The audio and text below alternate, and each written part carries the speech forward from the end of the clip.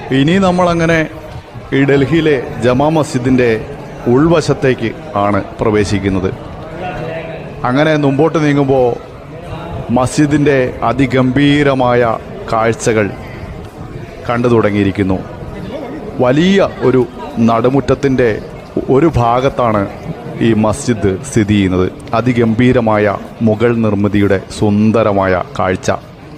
വെള്ളിയാഴ്ച ആയതുകൊണ്ട് തന്നെ ധാരാളം ഭക്തജനങ്ങളും അതുപോലെ തന്നെ സന്ദർശകരുമൊക്കെ ഡൽഹി ജമാ മസ്ജിദ് സന്ദർശിക്കുവാൻ വേണ്ടി എത്തിച്ചേർന്നിട്ടുണ്ട്.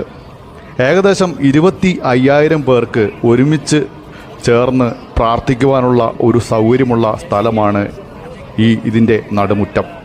ചുറ്റോടുമൊന്ന് കണ്ണോടിക്കുമ്പോൾ മതിലുകൾ പോലെ കെട്ടിട ഭാഗങ്ങളാണ് മസ്ജിദിന് ചുറ്റിലുമായി.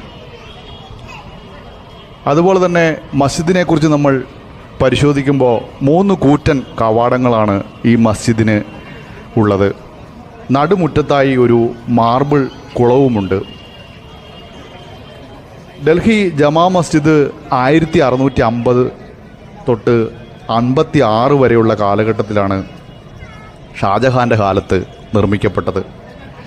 ഏതാണ്ട് ഷാജഹാൻ നിർമ്മിച്ച അവസാനത്തെ ഏറ്റവും പ്രധാനപ്പെട്ട മന്ദിരമാണ് ഡൽഹിയിലെ ഈ ജമാ മസ്ജിദ്. മുഗൾ കാലഘട്ടത്തിലെ ഏറ്റവും വലിയ മോസ്കായിരുന്നു ഈ സുന്നി വിഭാഗത്തിൻ്റേതായിട്ടുള്ള ഈ പള്ളി.